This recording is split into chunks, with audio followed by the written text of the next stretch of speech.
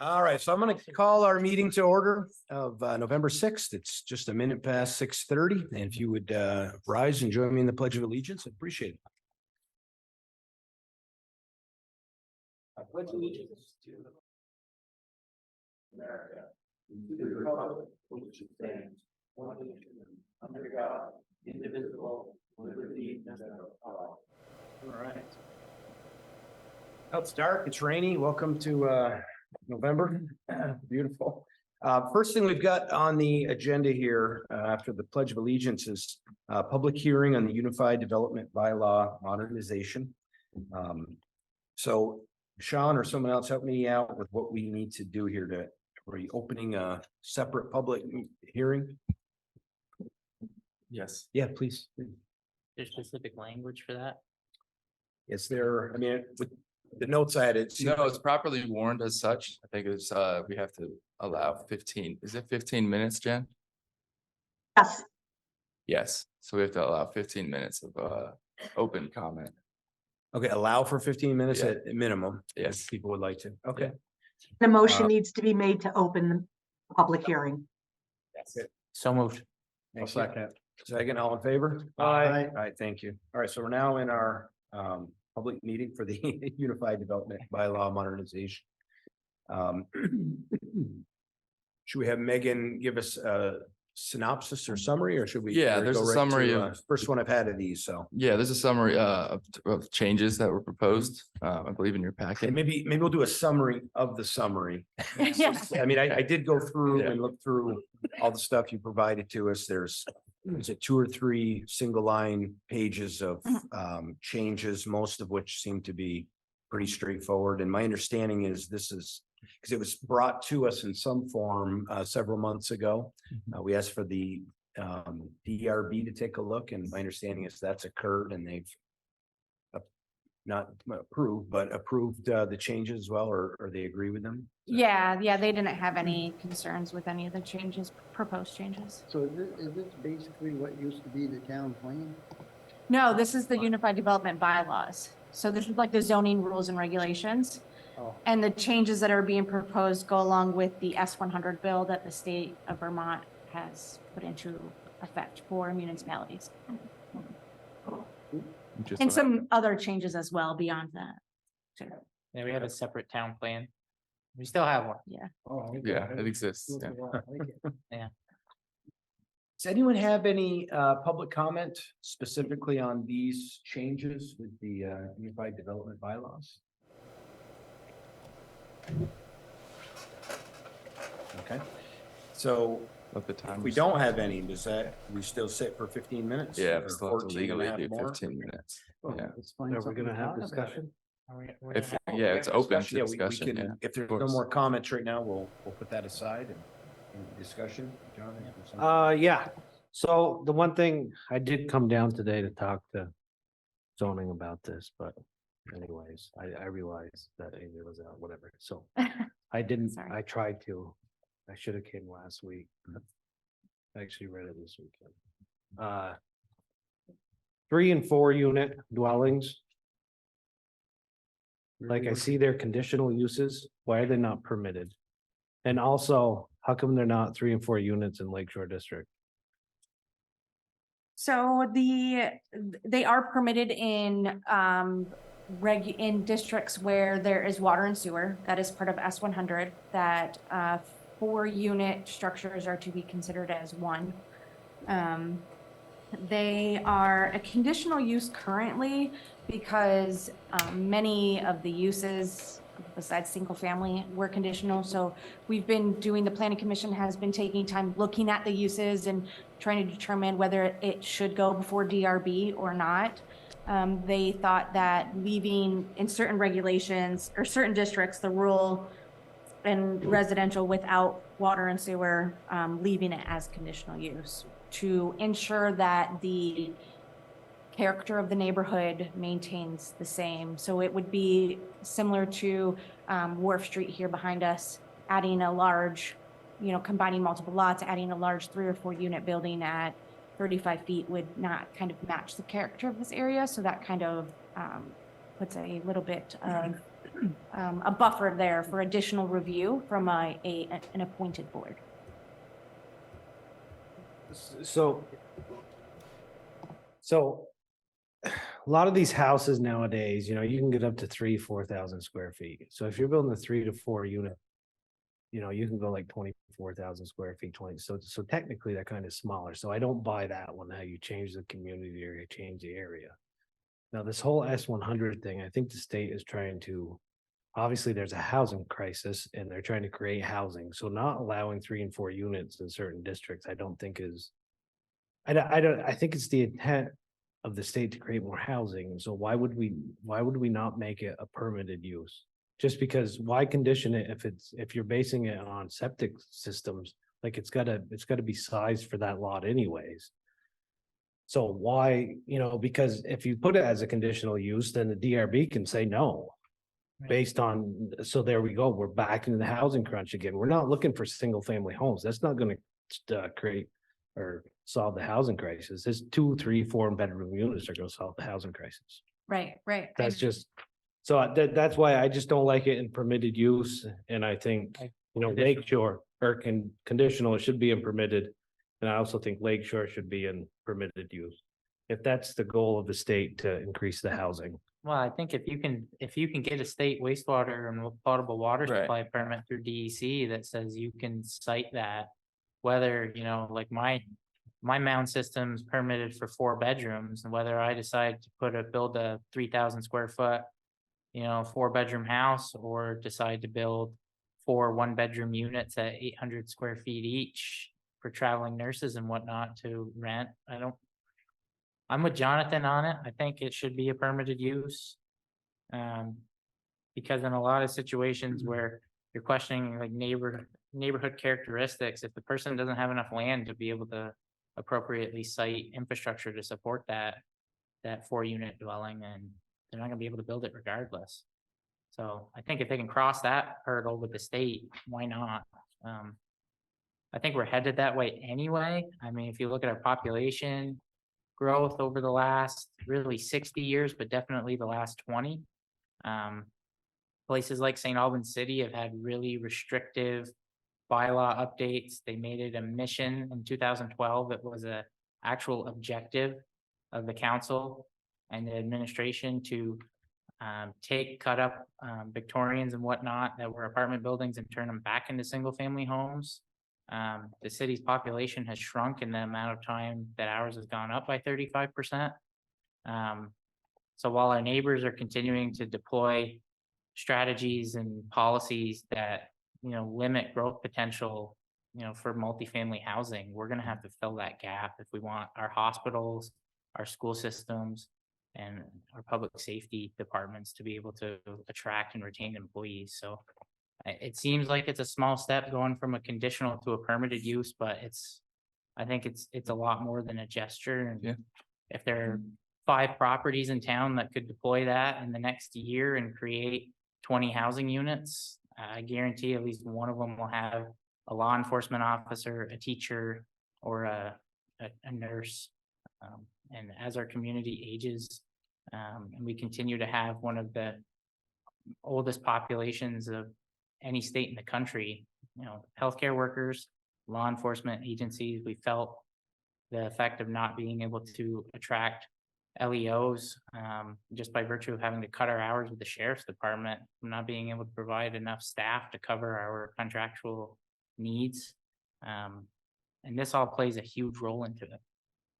But that's my So we piece. just change it to permitted. Yeah, I would just, support if it's listed as a conditional use in a district, I would go straight to permitted. And I think that's really the intent of S100. I think that the legislators that helped craft that bill, if they were better made to understand how people receive water and sewer permits from the Department of Environmental Conservation, I don't think they would have placed the language around water and municipal water and sewer availability around that.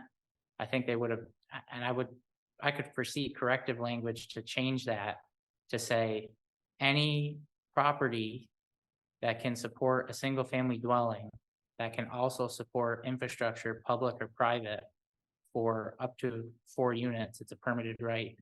I think that change will come within the next 2 or 3 years anyway. We might as well get ahead of the curve and not have to do this process again when that language does come down.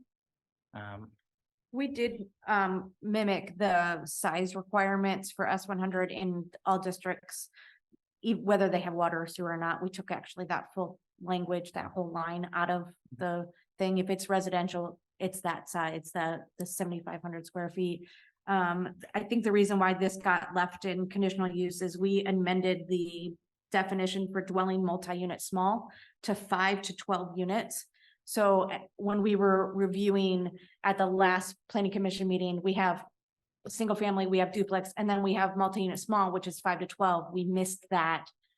Technically, it wouldn't be a permitted use at all or a use at all because we had no language in there for that 3 to 4. So that's why it got moved. I don't think there would be any Megan, can you concern of moving that to permitted from planning commission. my last question, other than just the point about adding letters addressing him, from the police and the fire departments. I want to poke your brain on that a little bit. My only other question is around parking.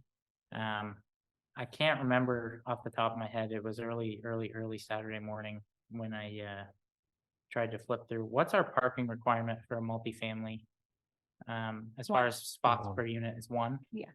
That's exactly what I was hoping you'd say, because in some other neighboring municipalities, it's 1.5, and I just don't see that being reasonable. I think it's a way that I think that's an exclusionary bylaw that goes out of its way to that and lot size coverage, impervious surface percentages for the size of your lot. I think those are the two stickiest bylaws that communities deploy to try to stop housing growth. And we increased both of those. The parking was already 1, but we did increase our lot coverage by a significant amount for most of the districts. Cool. Thank you. Hey, are there any parts in town right now where 3 and 4 units are permitted and not conditional? No, not They're, currently. so they're conditional everywhere. Mhm. Just because I don't know how the finer points work, but practically speaking, if someone wanted to put a 3 to 4 unit in any of these spots where it's conditional, practically speaking, how is that going to be different if it's permitted versus conditional in terms of how likely are they to be able to get it in? It's one less step of approvals, so they would not have to apply to the DRB. It would be administrative approvals only.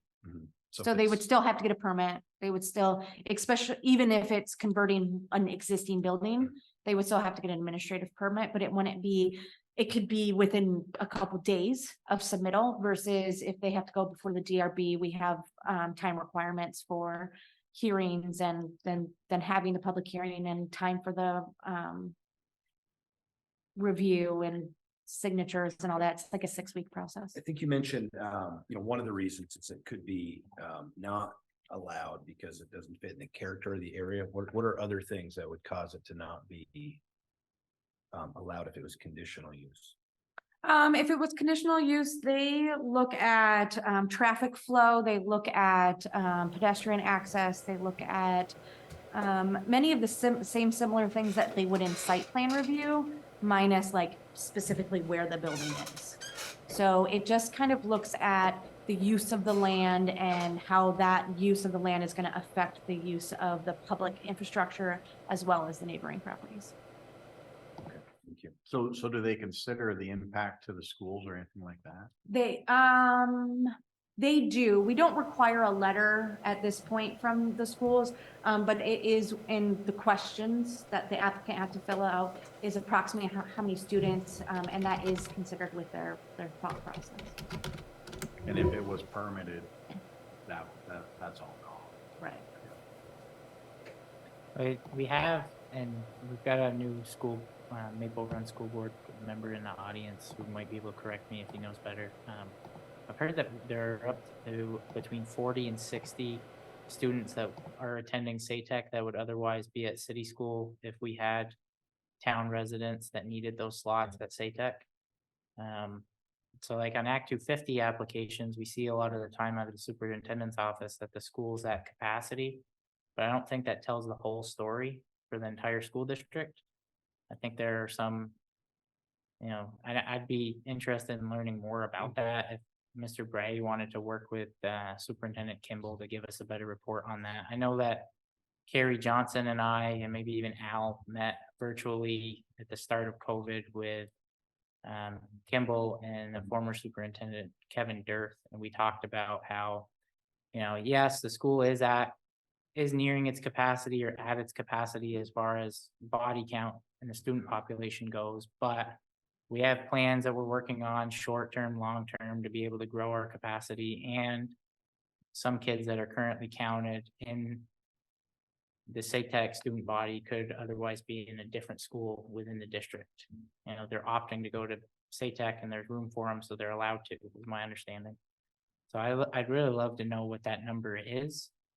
Are we really like at capacity if we build one more large plant in the industrial park and some housing projects cropped out around it, you know, some new developments and whatnot? Is that gonna push us over to have to spend several million? You know, like you see Burlington High School, they're building a new building and it's hundreds of millions of dollars. And so we built that connector between two buildings at BFA at the tune of almost $6 million. And that was like 4 years ago, dollars. It's probably 10 today. So I think that's what Jeff's getting to. Like, are we gonna, I'm gonna just add- most wondering if it's a consideration and I know that we are getting close to capacity. I don't think you say, okay, not another house gets built in a town because That's what- schools need, because that's not really realistic. So I just was wondering if it was a consideration. I don't really have an opinion like Right. can't do it. Yeah, it's not reason. Just gonna ask one more question, Megan, then I'll come now. Just, and again, I have no idea, let's say the last 5 years or so, how many 3 to 4 unit houses have been conditionally permitted in St. Albans Town? Any idea? And how many have been disapproved or denied? Any idea? I've not seen any denials for housing in the research that I've done. As far as approvals, I can only talk about what I've been here for. Sure. Because I haven't done a full deep dive into previous permits, but there's been one. Mhm. Sorry, Al? To just comment, if not received, we do look at, get a deadline from the school district at the handle of business. We got, one of these is going to be, they actually employ the ratio of the other school district might be right. Then the school district can say we don't have the capacity, it then creates a problem, both in business development and us. So we do have to plan for further development. That's all my own comment to your request. There is a review at the state, at the RPC level. And I will assume that will go back into the Agency of Natural Resources. Go ahead. We had a Act 250 hearing on that Westview 2-3 weeks ago, because they sent a letter to the district coordinator saying they couldn't handle the 6 students. So we called a hearing to hear from the superintendent, who didn't have time to come down, so it got approved. So Is what's there- going on there? We Is had- there, Al, with what you just mentioned about the approvals, would there be any difference if this was permitted versus conditional? It'd be the No, same I situation. I personally don't believe so. I think it's back to the number of students that people are anticipating from growth or from the business. So someone wanted to build on a site in the industrial park. That would trigger all Yes. Okay. Yes, Yeah. that's always been my worry, because from my point of view and the town manager's point of view, we think it's necessary to reduce taxes to have industrial growth. of it. Okay, Al. So they wouldn't do housing. Obviously, that's No, but a whole different. Right. business carries a large share of our tax. Sure. Absolutely. when we had our meeting with Dirth and Kimball 3 years ago over this exact issue, we were very clear, you know, if there aren't plans actively being developed to handle a growing school district, and these comments continue to come at the detriment of tax growth, that's gonna be a huge problem for us. And we were met immediately with, we have plans, we have short and long-term plans. I never really saw any of them. I don't know. I would hope that there are shovel-ready plans in development or already developed sitting on a shelf for, okay, we're at a point where we can't handle any more kids. So if you do build this, it's a consideration that we're gonna have to go out to bond for X number of dollars. You know, we don't, I'd like to know the clear picture from that. We haven't always been great at communicating with the school district, you know, and saying that we need to know that information, but if one of the outcomes of tonight is that, you know, Mr. Bray and Megan and Sean and Al are able to communicate with the superintendent's office and get that information for us, and maybe even share it with the DRB. And Jack's on Act 250, he should know, like, you know, if Beta Technologies comes for an Act 250 permit to put 400 employees in Energizer in 3 years, are we gonna have to make that a drawn out process and then lose that opportunity to a place like Plattsburgh that might have already had its act together? You know, if we can get these these plans put together so that we know what we're building and what it's gonna cost, that should be the case. I think we need to know that. Yeah, and I just wanted to make sure we're just staying on the, you know, what's in front of us with it, because those are great points, so I'm not disputing that, but did you, are there any more? We'll talk, you know, if we want to talk about the permanent or conditional for 3 to 4 units, in any particular overlay or the whole thing, or were there other pieces you want to talk about, John? I just had one other highlight under 8.3.2 Development Review Board Standards. There was it looks like appears to be an added little not section, but a paragraph in there. Number 9, letters addressing impacts or proposed conditions of approval by the Albans Town Fire Department and the police agency providing services to the town. Like, that wasn't in there before? No, it's in there for site plan review only. So if we had a business coming in and utilizing an existing structure, but it's a conditional use review and it could be impactful to the fire and police, we were just asking for those letters anyways as staff. So we used to get the letters anyway. Yeah, Right? yeah. Asked for them. Right. Okay. This is okay, just okay. putting it in there that it's Okay, required. I just want to make sure I was on the same page. That's Yep. all. Just, okay, we're good. Yeah, a lot of this is just kind of bringing us up to speed Yeah, with, with what we're Current already doing. practices? Yeah. Yeah. Okay, perfect. Thank you. Do we need a clean copy? to she's be got able- the clean copy. I have Oh, a with clean that. copy minus the one change so far. Well, yeah, the what I'm conditional saying. permitted, yeah. No, we didn't. Can That's can we approve it as amended and sign it at our next meeting? Yeah, So we don't have to open another hearing? legally you can do that, yeah. Okay, so moved.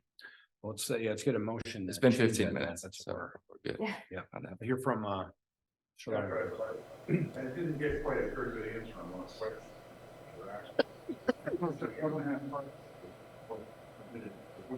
One. One. One now, yeah. And you're saying 3 or 4 units in a building. Now, I have buildings, 3 flats in Portland, and I had 3 bedrooms, each unit. So when you say an apartment, are you talking about 2 adult, 2 children unit? They don't look at it Or are that you way. talking about a single adult? Not really allowed. They don't look at it that way. It's just a single dwelling. Well, it's a different, I understand, yeah, but And if you're putting 2 bedrooms and 3 bedrooms, you're assuming there's going to be children, there's not going to be a couple of, like son-in-law or grandson, there's a couple of adults with 2 bedrooms and an office and a living room. So we got 2 adults. How many of us know 2 adults that don't have 2 bedrooms?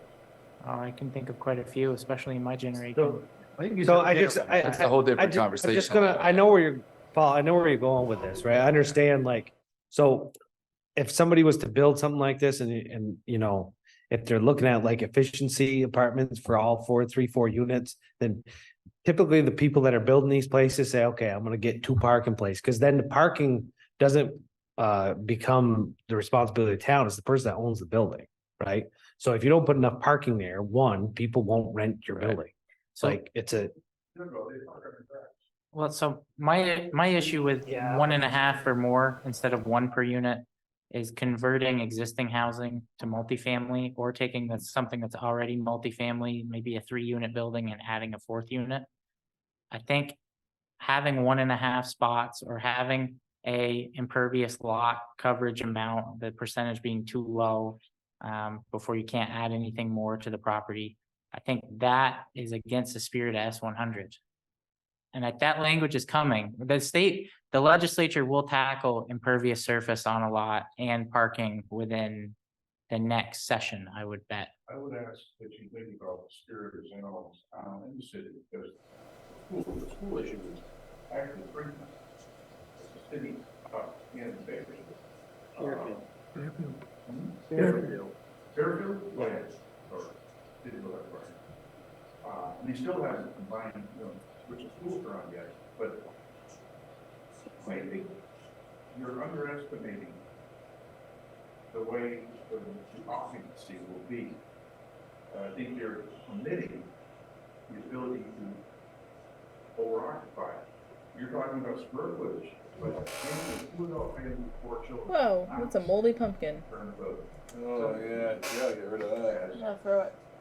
3 adult families, each. I'll just chuck it tonight That's into the 66. woods. The wet wed mud.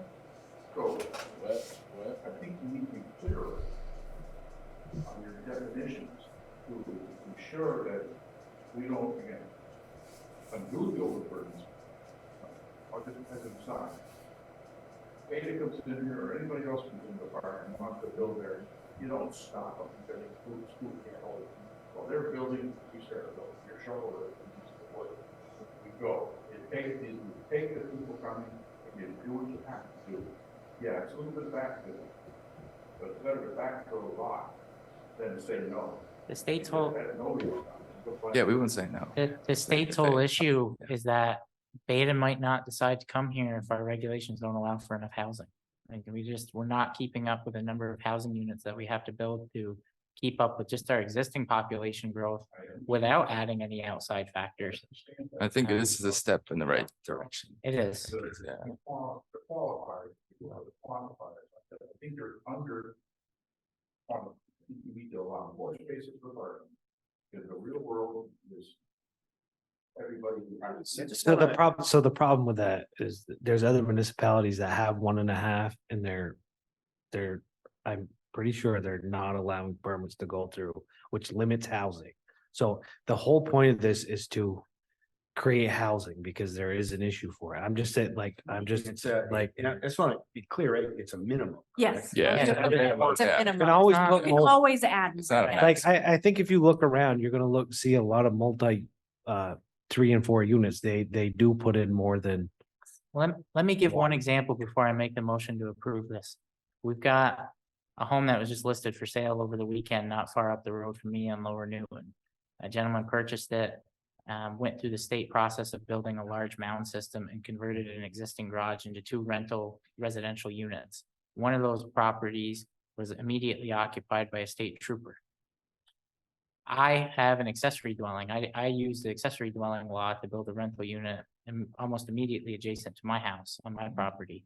That's currently occupied by a federal law enforcement officer who couldn't find anywhere to live, knew he was coming to Vermont for months. His next best bet, he was going to share an apartment with college students in Burlington and try to figure it out. And he looked at buying, he looked at renting. He went from Morrisville to Champlain, New York, and had the hardest time and just happened to land on my Craigslist listing. And thank God he did, because he's one of my good friends now. But I think what we're gonna see a lot of in the town of St. Albans is, well, I've got this garage that's got rafters that could hold a 2nd story. I'm gonna put in a couple dormers and some windows. I'm gonna plumb in a bathroom, and I'm gonna furnish it, and I'm gonna rent it to traveling nurses. Just this summer in South Hero, I worked with a couple, as part of their new retirement portfolio, their retirement planning. They bought a 3-bedroom dwelling from me, a manufactured home. They furnished it and they're renting it to 3 traveling nurses that, they're in South Hero. They take the ferry to Plattsburgh. That's the type of growth that we need if we want to attract qualified professionals my age. A lot of people in my generation, they aren't owning homes. The cost of getting into the housing market is way out of whack. Interest rates have priced just inflation in the price of housing, and then interest rates have priced my generation, the lion's share of us, right out of the market. I'm lucky to be in the situation I'm in. I don't know that I couldn't build what I have today, and I definitely couldn't finance it. So whatever we can do. The but that's not the point. The point is, don't. I understand, you're telling me I can take my place to turn into 3 minutes. Mm-hmm. If you have the, Why would anybody use, well, got a couple of, why would anybody? These are mobile ones, also single family homes. There are places for mobile units, well, not in villages, not in single family, but the city, right? Disagree. Multiple unit houses back in a single family home. That's the way the city is. You start building outside and away in different areas. that's where we are. We are the outside in a way. I know these 5 acres right over here that they're making very desirable. If the price comes down, the bylaws will make the desirability go up. And that might be a good place to do it, but I think you're underestimating people and their automobile. Who would live in the bay and not have their own vehicles? So, have to work in the city or work in Milton. Well, there are a lot of people that can't afford to be a homeowner that also can't afford to have 2 vehicles in the same household. That's the state's bigger problem. You go someplace else, I'm dealing with right now, just your taxes. Rochester, New York, you can buy a house for a nice spot, or on it, you can buy a house for a good price. Well, I think They're all balanced. you're zooming in on like the one parking Yeah. spot and like This is, taking it it's such Yeah, a let's, larger to to issue. another. I understand what you're saying, yeah. Yeah, Let's, So- let's bring it back. I think we got. Yeah, I get you. Two I understand issues, right? But before we vote, I mean, I did want to say, even before Paul's comments, I'd be, just a little bit hesitant on moving on that 3 to 4 from conditional to permitted, but we'll see if it's 2 to 2. That's. That's my like the states, my only though, piece. yeah. I'm sorry, That's like this coming from the state. the state is Yeah. saying Brian, it's gonna be a to permitted go right from within conditional 2 to permitted. years. No, 3 to 4. That's what I'm saying, but Yeah. it's saying to take 3 to 4 units from conditional, move it into permanent. No, We have just the overall Conditional number. here right now. So Brian, I got anywhere that you. has municipal water and sewer is permitted by right as of July 1st. We Yes. can't stop it. Right. Is that, So- I'm sorry, maybe I misunderstood, but we were talking about doing that in the entire, across the entire town. It will be that way within 2 years. We will be coming back to amend it as soon as the legislature is made to understand that so long as someone can get a state water supply and wastewater Sure. permit to do what they're trying to do, they will make it by right. We'll be back making an amendment. Yep. And I just, I gotcha. if we have But an it's not that issue, way now, so I mean, we don't have to try to change what we're doing based on what we think. I just don't see a Only benefit for of the doing public. it as a conditional use. It slows people up, it costs people money, it takes time. Why would you want a conditional use? Why It's would not you- much yeah. different than a single or. It's just another added layer of regulation Yeah. for something I that think we it's need just- desperately. I guess for me, just thinking is, you know, thinking about this the other day, you know, St. Albans is going to grow. We can't stop it. That's right. It's gonna grow. I just. A document like this just gives us a chance to try to make it grow in some way that we have a little bit of control over. That's all, just to make sure. What I'm hearing is, and I could be wrong, what I'm hearing is, first of all, as of now, there's very few of these projects that are out there. And that's the problem. Ones- Yeah. So far, although it's a very small sample size, 100% of them have been approved, right, so far. There might be others, I don't know. I guess it's just a matter of, to me, I see it as a final check, and I could be wrong. Could be wrong. I just see it as a final check on the ones down at the bay and the rural areas, that's all. That's my point of view, and I don't think, you know, take it or leave if it. it's, if they get the sewer system, water, it don't make any difference. Right. What we're saying is those Well, areas so- around so- the city so- right now are automatically gonna be permitted, right? Yeah. So. Why so- not give everybody the right? So what some people are doing to skirt that, because municipalities don't let them do that, they'll subdivide their 2 acre lot.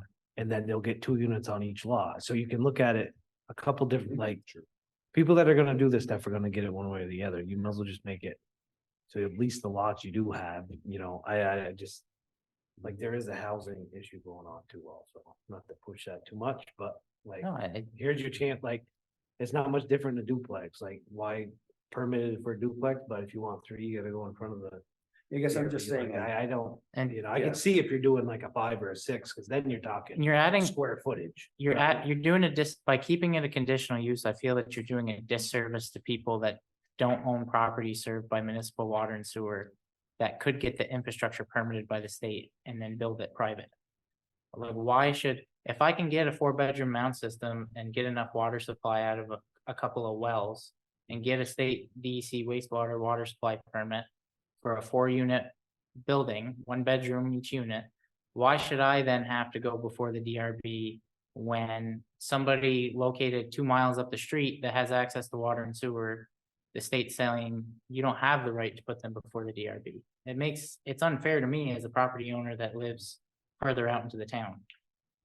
How would you answer that, Megan? And I'm trying to learn, and maybe I'm putting you on the spot, but I guess I'm being conservative here. If I don't know, I'm saying let's have an extra check. Maybe I'm wrong with that. That How is would the you- how would opposite. you- of conservative. How might someone answer that question? Why would we have that extra check? It's a tough question. That's a tough question. Yeah. Yeah, please. I think one of the things we're looking at is that there's so many different, areas within St. Albans Town.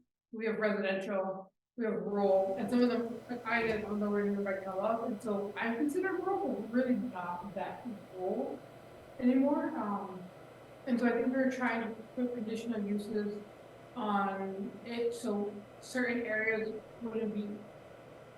You change the landscape, like if you did here in the village, in the bay, a 3-unit would be a lot different than it would do in my area. And so I think the conditional use is trying to make sure that we allocate enough time and space for it and enough help for the population. Cause I know if you go by Palm Springs, you do the 3-bedroom there, or 3-unit there, they have more infrastructure and whatnot. But if you go out for in the town or lakeside, it may not, I don't wanna use the aesthetics, but we're trying to make sure everything kind of like meshed together.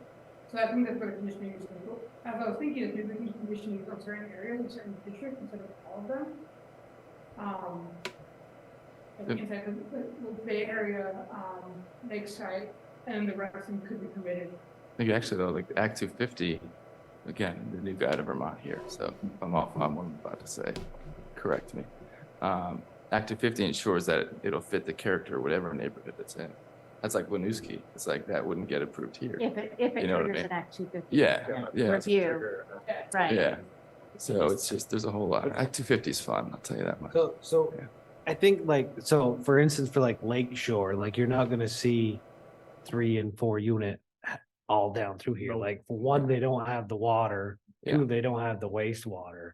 There's a few lots throughout here, like say if we, or this lot right here across the street. I believe, I don't know if that's Lake Shore, the road's the defining line or not, but there's some, you know what I'm saying? Like, there's probably a half a dozen lots that could hold 3 and 4 units in the bay. And I say if it, it's not gonna be a lot by any means, but if we can free up those 3 and 4. Or those half a dozen lots to 3 to 4 units, I say we free them up and go permitted. And it boils down to, we do not have enough housing for anyone, but especially nurses, doctors, law enforcement officers, people that are critical to the operations of our community. Like, if we can't staff that hospital, Beta won't come here if we don't have enough housing units. That's a metric that they know now to measure for, just by virtue of being in Vermont. Well, you can see it when Ben and Jerry's brought people up from Texas. I think they stayed in La Quinta. for a Yeah, while, that too. I you just, know. Not saying that that's a bad thing, but I'm saying like. This if you isn't Stay it. up here for a while, it'd be nice to rent a home. There's also a natural like check and balance or check in Vermont. Because there's one construction season. So we're all in your head thinking this is gonna happen. We have one season to construct. Whereas where I come from, they construct all year round. And then, okay, wow, this might happen too fast. But I mean, look at us, we couldn't even get people to do the sidewalk. You know what I mean? So this takes, I just like everybody to like think about that and how we could pass this today. Next year, maybe we see a few homes that come out of this. So I think that I say that to just kind of calm any, potential hesitation, think that it might get out of control. It's gonna take a long while, for any of this stuff to take effect. I'd like to make a motion to approve the bylaws with the amendment of making 3 to 4 units of permitted use in every district, Except for industrial. except for industrial, sorry. Always forget that one. Okay, every overlay district except industrial. And of course, the corrections overlay, obviously. So we've got, just to make sure that, well, I'll wait for a second, I guess, and then we can clarify. I'll second. All right, so we're gonna accept them as presented with the exception of changing 3 to 4 units in every district except correctional and industrial to make it permitted instead of conditional, correct? Okay, and then it was seconded. So any other discussion? All in favor? What was it, 3 to Aye. 4? Aye. I think we heard at least 3, so. Aye, Four. yeah, 4. All right, so are we now close this? Motion. Hearing, I'll make a correct? motion. I'll make a motion to close public. Second. Thank you. All in favor? Aye. All right, thank We you. got our 15 minutes. We hit We that a got lot. about We we hit hit that. 15 minutes of public comment. That was good. Thank you. That was my first one of those. Very good. Yeah. Hey, So hey, next stay up, we there, man. have the warrants. I'll start down with Jeff, if we could. We gotta do road standards. Standard. Oh, road standards. Yeah. Wait a second. Now you want to run. Come on back. Not so quick.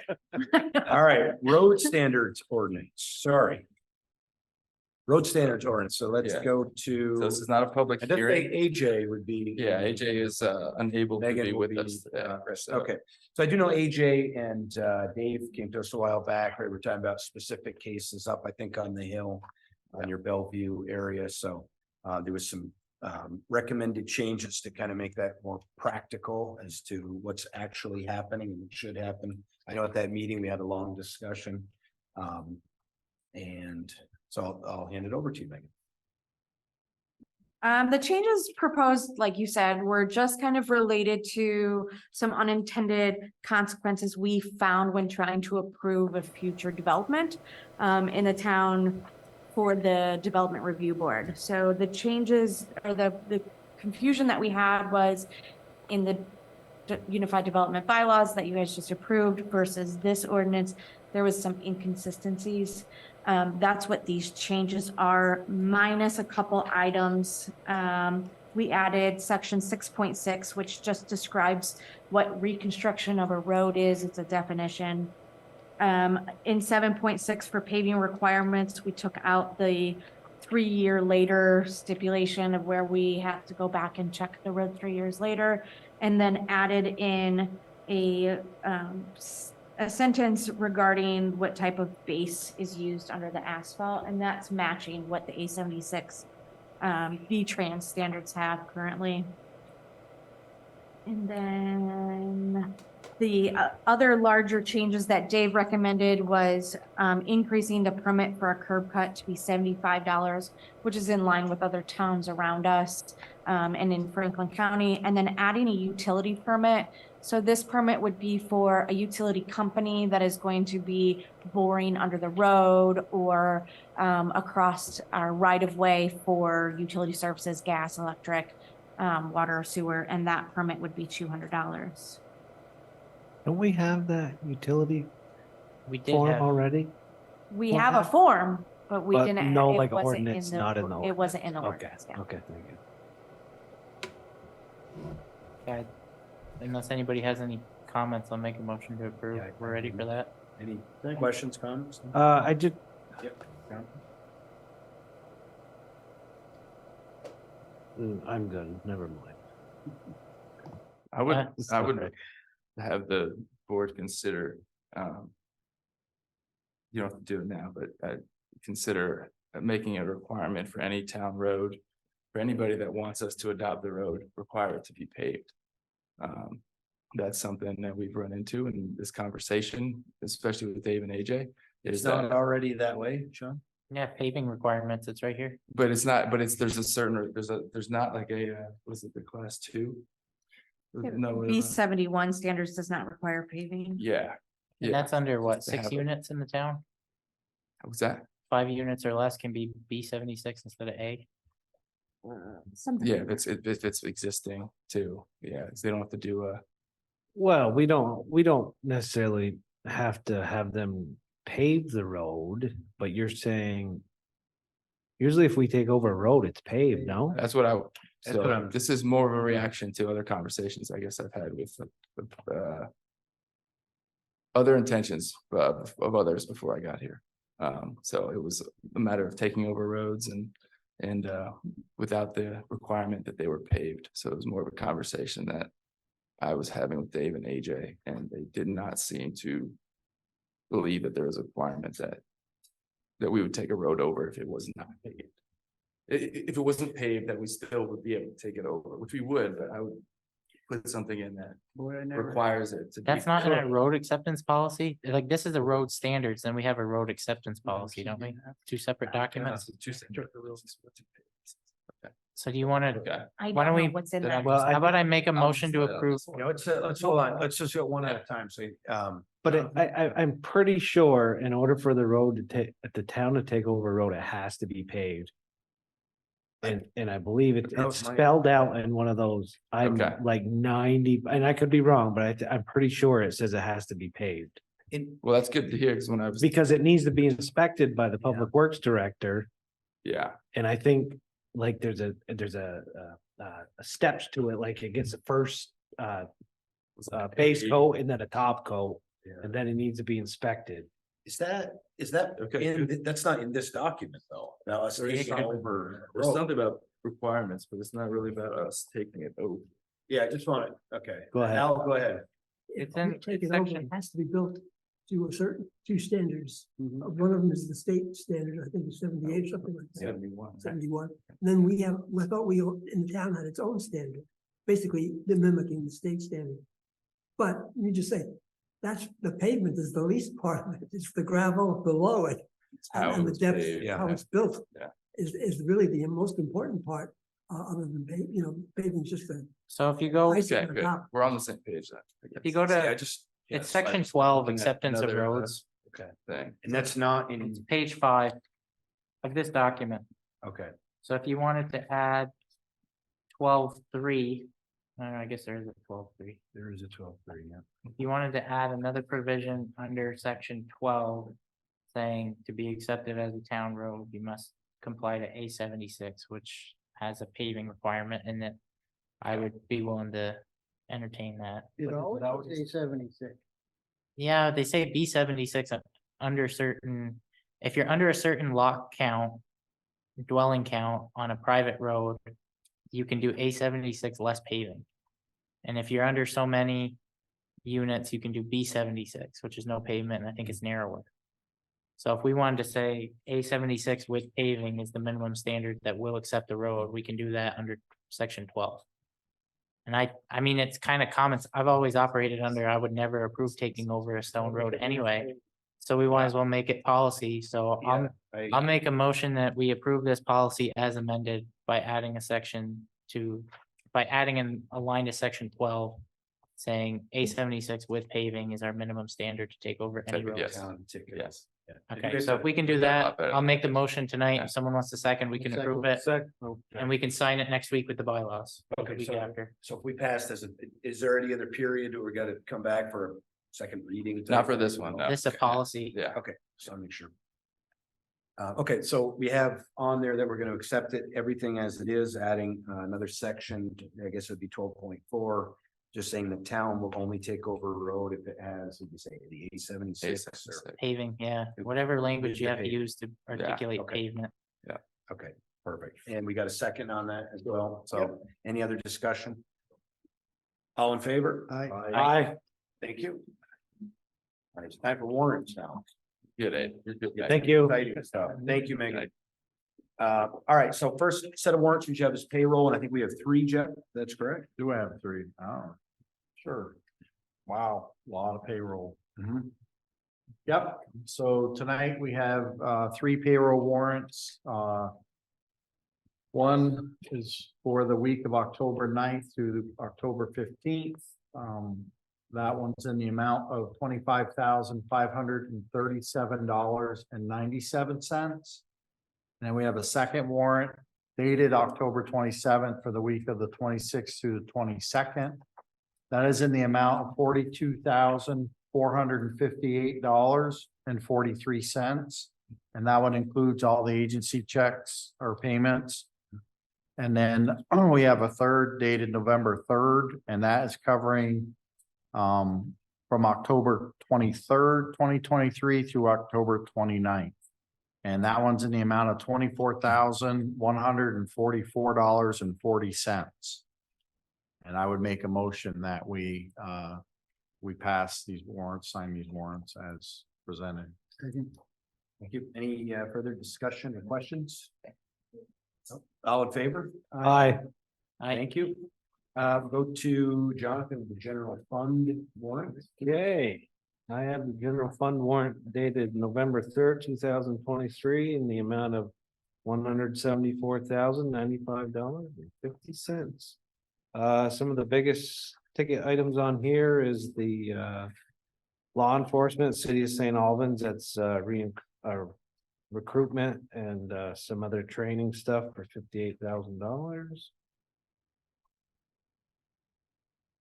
And other than that, it's pretty much run of the mill stuff. Yeah, that was definitely the biggest one. That's the biggest one. So I'll make a motion, we approve. Go ahead. How are we tracking against the 200,000 that we budgeted for that 58,000 to come out of? That's our second payment. We are should be about 110, 120. Okay. All right, Okay. thank you. I'll So- second. Do we have a second on I'll that? second. Second, thank you. Any other questions or comments on the general fund? Warrant? Yeah, all in favor? Aye. Thank you. Thank you, Jonathan. And Brennan, we got a couple of just two tonight, right? Three. Three, Um, sorry. I have a stormwater utility warrant. If you believe it or not, the state of Vermont is our only invoice. We owe them $2,190 for our annual payment for our MS4 permit. So let that sink in. I wish I could make a motion to not approve it, but it's law that we have to pay it. So stormwater utility warrant, November 6th, 2023, $2,190. Make a motion, we approve regretfully. Second. Questions or comments? All in favor? Aye. Aye. Aye. Okay, I think I heard three. I said that. Thank you. Next one, Brennan. I wish I could have voted nay, but the law. Stonehouse warrant, 2 invoices, Main Street Graphics for some T-shirts, makes up about 80% of it, and then we've got a partial payment on a MasterCard account for decorations for, I think it's for the Holly Jolly Jamboree. It's all Christmas ornament I think related. those are for banners. What's that? just They weren't T-shirts, they were banners? Yeah, we got the old banners had the old logo on it. Oh, So, so we ordered 35 of them, just oh, nope, never mind. The t-shirts, Bay Day shirts. Bay Day shirts? Yeah. Okay, Great race. okay, so we just got banners, so I guess that's what. Don't we? It's an old bill? Yeah. Okay. They have a hard time filling this on time. Well, we pay them when they come in at least. Yeah.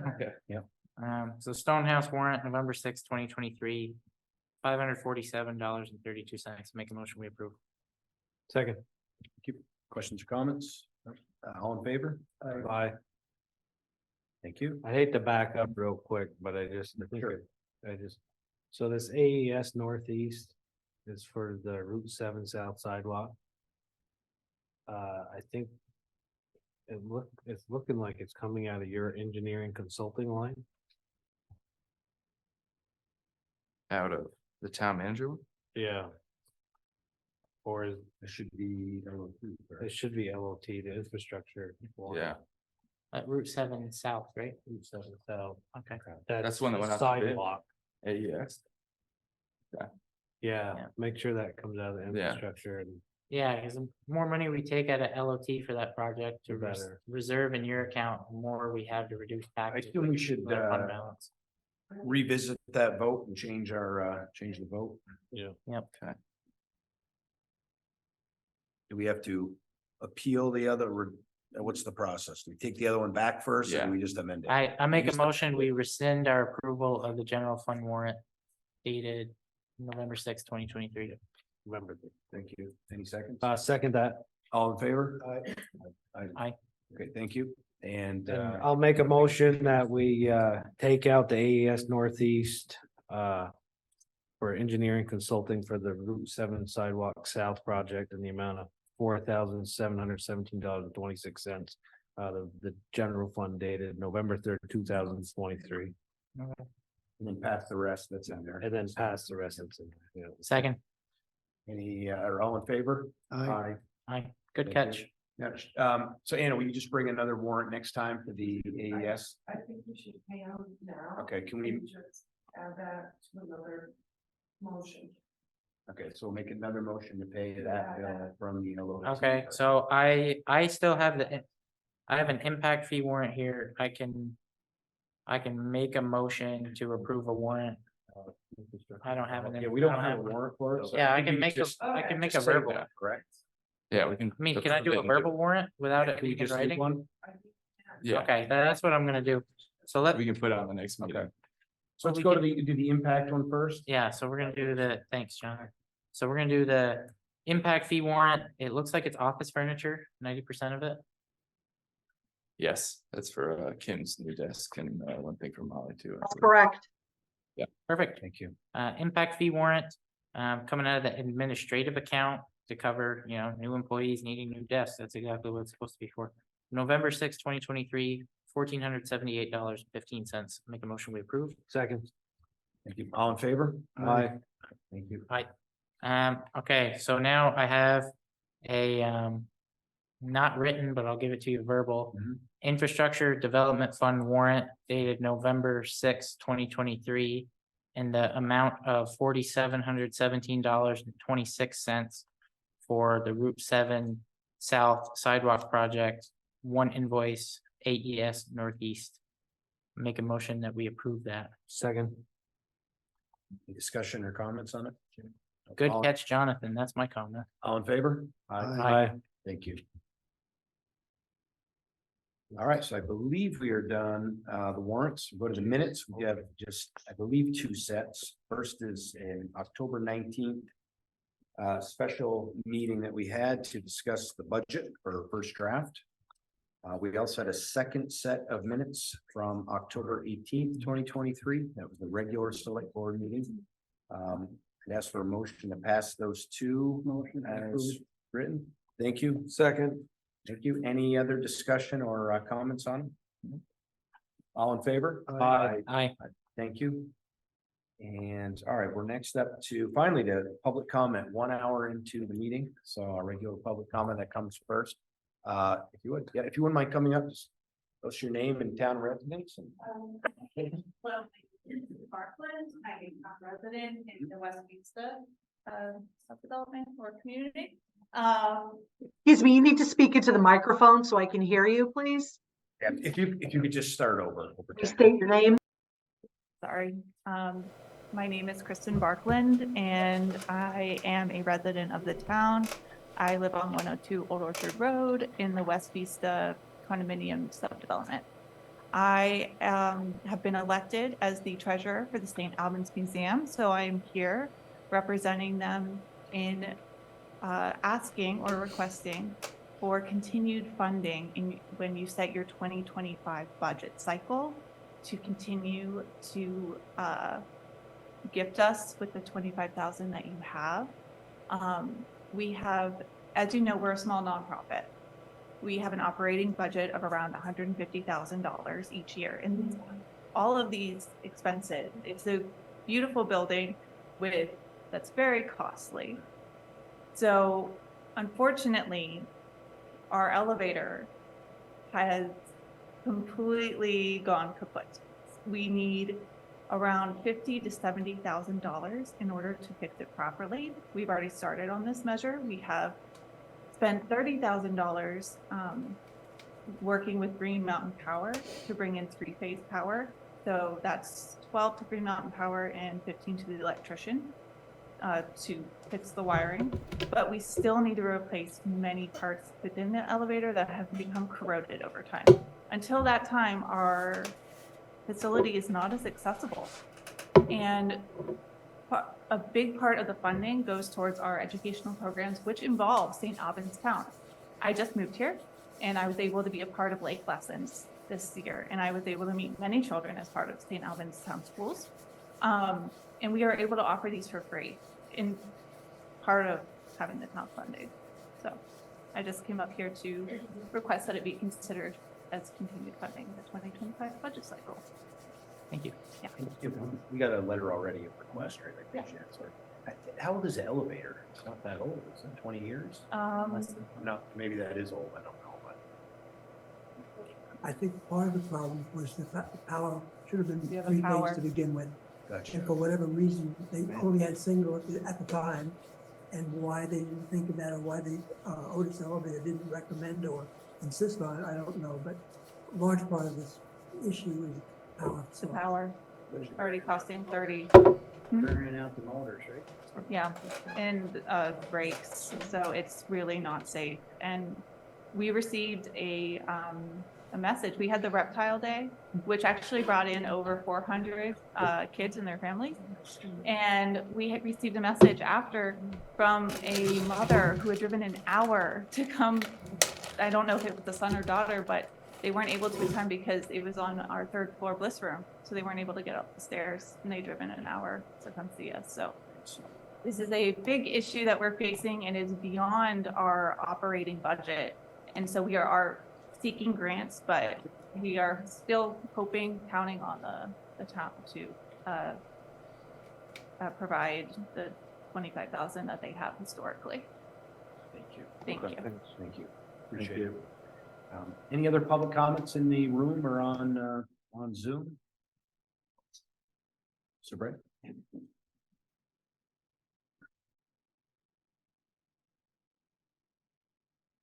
David Bray, live on Newton Road. I'm a member of the school board, and I'm brand new on there, and I'm not representing the school board in any manner, shape, or form. This is just me. But during our meeting that we had last week, the city came in and gave a presentation on BFA and its stormwater challenges that they've got. And apparently it's a pretty expensive fix. So the city said that they were going to be going back to BFA for their share, probably in the range, I think he said it was $175,000. I was just curious, it's going to, I would assume, and I'm new to all this, that it's going to show up as in the school budget that we'd have to come up with this extra money.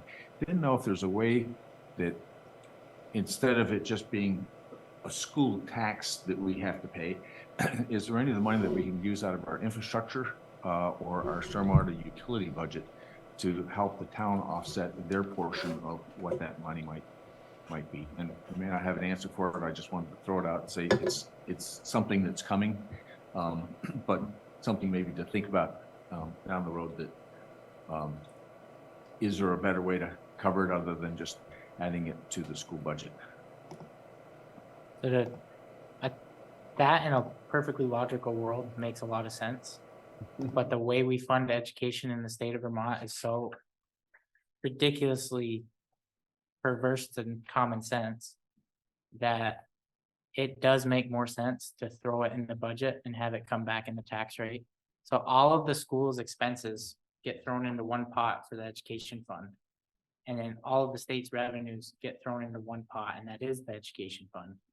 And then it gets split. There's an algorithm that's been out since what, like the early 90s out, Yeah, 92, 93, something like that. 96, but 96. somewhere there. And it basically means that if 100 cents come into St. Albans, like 3 cents could be from people in Brooklyn. It's very convoluted and it's not user friendly to understand. And I would definitely ask that the superintendent's office, the business manager, maybe like sit down with you and make you fully understand how the budget's funded. I mean, not saying that if we don't have $1 million tax increase, that it won't raise our tax rate, but there's an offset amount and they're looking at updating it. There are several study committees that are looking at how the state funds education, and you would think we'd have come up with something that wasn't so convoluted. And I'd love to talk to you after you have that meeting with the superintendent's office, because if you have any hair left after you pull a bunch of them out, credit to you. Okay. The next question is just a really a short one. when David gave his presentation, Dave from Public Works gave his presentation the other day, he made a comment that he didn't know with the price of asphalt, if we were gonna be able to stick with our 5-year plan for paving. I was just, later on, I thought about it and just wondered, does David's, we had a Public Works budget, I guess that's what I saw going to, but we also have the LOT and we have the stormwater utility. Can David's budget get funded more from the LOT or from the stormwater utilities instead of just having to go to the taxpayers and say? Yeah, I'll just say, I mean, last time we did task him with going through to find anything that would fit under stormwater utility to do that, and that was brought back. LOT, I think, is a little bit more stringent, although I'm not gonna speak for the board, but I'll try to in garner to say that if there are things that are appropriate to fit under the LOT or stormwater utility, we're gonna probably do that. I'll say a board might certainly consider that. And I just wonder, like, the LOT could go for, it could ever be used for paving. Well, it could be, but I don't know why Yeah. it would. No, I wouldn't. I don't. If yeah, anything, sure. so we're on a 10-year repaving schedule. And a lot of times I scratch my head and say, why did we, like Jewett Ave, why did we bother to repave that this year? Would have been a question I might have asked. Like, it's on the schedule, so we did it because the funding was available. It's also a good point that we've been at the $500,000 mark at least since 2018 and gone through, periods of double-digit inflation and haven't raised it. So I think we're more apt to not have to put more money into paving if we look at our roads and maybe put a few on a 15-year schedule versus a 10 and try to amend the way we think about paving. A 10-year cycle, the state's on a 20. I think in a lot of cases, somewhere in the middle might make more sense. Like Brian said, we're trying to have the stormwater utility fund everything related to cross culverts, ditching. But yeah, I would. And I think, if I remember correctly, Dave came, there's not enough money to pave everything, so he gave us a list of the things after physically reviewing the roads, this is what needed it the most. I believe that's, so I didn't see it, but I assume it. About $175,000 a mile right now, I think is. How much is it? 175,000 A mile? a mile. Yep. But paving is an infrastructure, is it not? But there's a reluctance Yeah, to spend that on paving. I think let's, Well, I don't think we need to at this point. yeah, I mean, it's in the budget that way. Yeah, it's good thought for consideration. I would say that. Let's, Just yeah. one reminder, to past discussions, the primary reason why it's not LLT is not used is if we have a serious recession, then we have less money. Then it has to come out of the taxpayers at a worse time in life. So keeping the LLT for capital things that we don't have to do at times is safer than putting into the regular budget to offset costs, annual costs. Okay. I just didn't know the thought process behind it, so. Thank you. Thanks, Sid. Any other public comments? Ursula, yep, come on. Come on up, Mr. Ladder. Come on down. Just a thought. Always. Don't forget to say your name. Paul Lerner. City or town?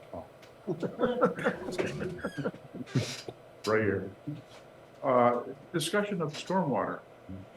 In the conversation, listening to the local stations. Someone talk just about asked what's going this on guy, there about are you doing from the it. city or the Well, we town? He talked was like, about right clean here. Right here. Problems with the interstate highway system. That was all that building? The He's same from flood that situation. space. He was That's- occupying. brought He was in literally born there, heap worked loads there, of lived federal there. money. I am all in nothing at Is once. any consideration Everywhere he been is. made to ask I him admire that. for some of the relief What a of great that guy. particular problem? With that federal money? FEMA? Like I flood believe- stuff? I Yeah, believe so. yeah, we asked. Okay. I We tried to talked approach to him too. I the couldn't state, stand it. federal. Yeah, yeah, no, Yeah, that's been, Yeah, I that's threw been him definitely a into big the, push. Oh, for sure. PA. I asked for all the the next money. animal's gonna get intoxicated by that. Yeah. Any other public comments? Any public comments on Zoom? Probably good.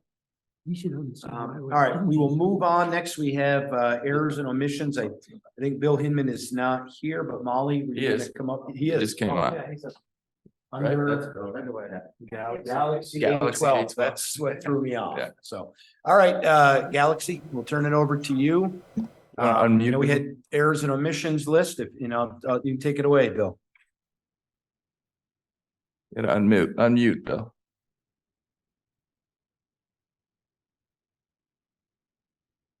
There you go. Can you hear me now? Yeah. Okay, great. Thank you. Sorry about that. All right. So annually we do an errors and omissions for things that came in late, or we found out that our original ground list was incorrect and need to make some changes to get everything straightened out before the end of the year. Whereas after December 31st, we can't make any changes to that ground list. So this is our avenue that we utilize to do that on an annual basis. If you've looked at it, most of the changes have to do with personal property, people filing late, us trying to reach out to other personal property accounts that weren't known about before that we picked up, just in reviewing the personal property. One of them being one we found in Franklin Park this past year. So that's generally it. There are a couple small changes with respect to an owner indicating on her zoning permit that the garage was smaller than or bigger than it actually was. And then the only real significant one was on Franklin Park West, where we had a building that was incorrectly measured, and that square footage needed to be changed. And then the last one has to do with the industrial park, where it's my understanding that year to year we the payment, I'm assuming it's a payment in lieu of services to the town is based upon the assessment that we have of the property. Mark Monroe came into my office after grievances. He did not create the assessment originally, had an appraisal with property and as well as an estimate for what that infrastructure is going to cost.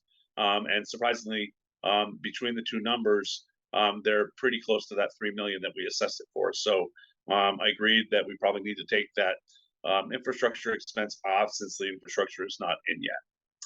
And I would entertain any questions.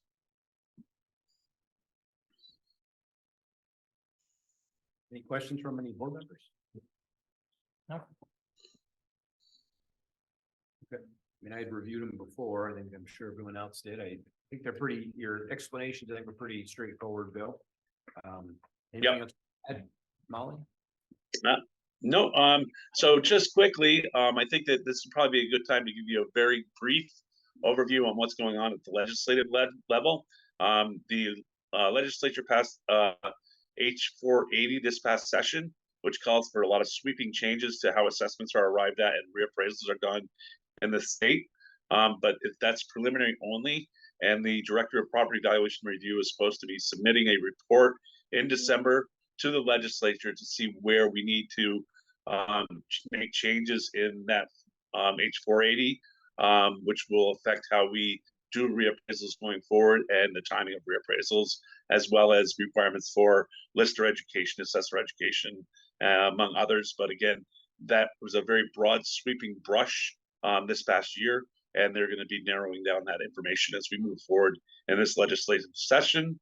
So I think in June, when they do close out, or May, when they close out the session, we'll have a much better idea of where the state stands, as well as the town stands on how we manage assessments in the towns going forward. Thank you, Bill. Yeah. Okay, lots taken. So, any other questions from anyone for Bill or for Molly? I'll make a motion to accept the errors and omissions report as presented. Second. Thank you. Any questions or comments? No. All in favor? Aye. Aye. Thank you, Molly. Did you want to say anything or? Thank you, Bill. All right. Appreciate your time. Thank you so much. Thank you, Bill. All right. Bye-bye. All right, next up, we do have the town manager's report, so turn that over to Sean. I know we got some updates here on a couple of different programs, so. Yes. Take it away. Just have this 4 grant applications that we're putting in.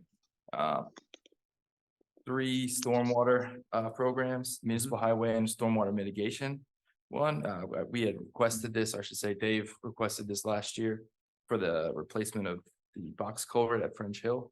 Didn't get it last year. We're pretty hopeful that we will hopefully get it this year. To be redundant, but 70% local match, which we have in our stormwater fee. So that would be a very big fix. We actually had an individual come in the other day specifically about this and seeing if we were addressing it. So hopefully we get it. Sean, did I miss it? Did you talk about the first one, the municipal planning grant for the Bay Village?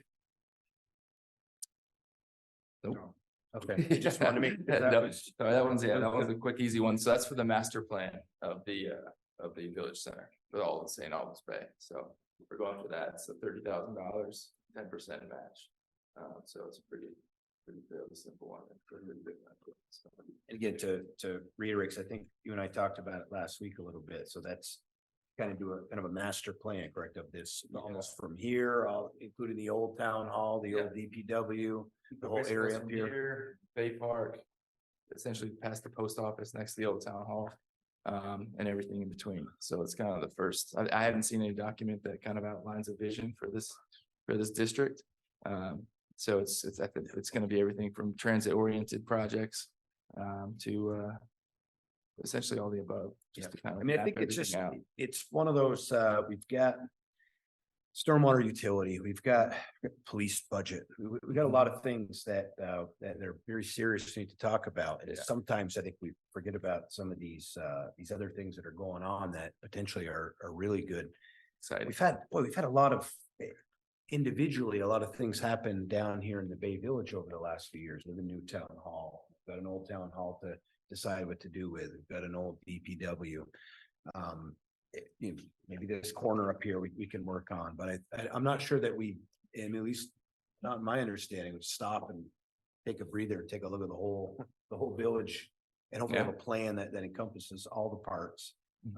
So I really, it's more exciting than you just said.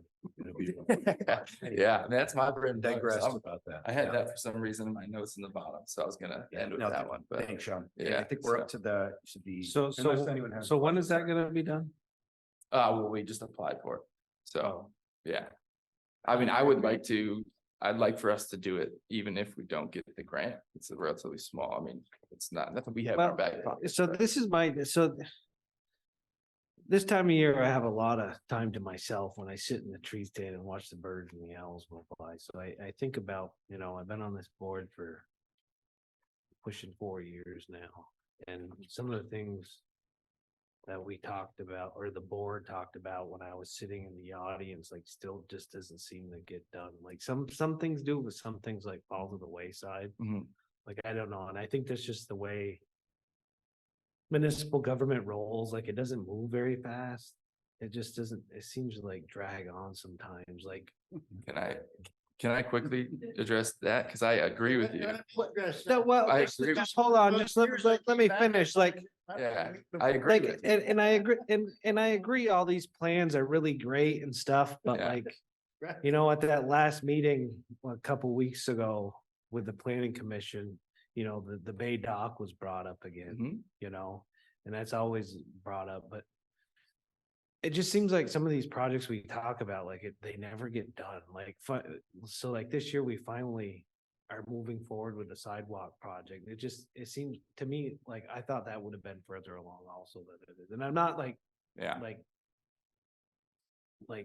just crapping on you right now, but I'm just saying, like, it just seems like things just take so long sometimes. And when I think about it, I'm like, why can't they just move a little faster? Well, if we don't have to wait for grants, then we can do it. That's why I said, I mean, like, remember why you brought me here was to do these projects? But I'll do it tomorrow. So for Because instance, you don't want to wait for the a old grant. DPW sits over here Yeah. vacant, and we still got the electricity on the building. Like, Because we let's still use do the something with that. Let's do some. building. I agree, man. Yeah, you're preaching to the choir. I know, but it just seemed, and maybe because I look at it every day. Yeah. When I come Right, down the yeah. hill. It don't bother me. Yeah, you don't look at it, but I just. Yeah. Just a lot of stuff. Yeah. Or you look. You keep talking. Another thing, agree, you I look agree, at that's- like well, I'm just going on a little bit because. I'm No, taking by all some of means, your time. that's good. So like the sidewalk in front of Handy's, like that's classic. Anybody that ever comes to this town looks at like, Where's the sidewalk? What'd they put that in for? So people can walk and look at their cars?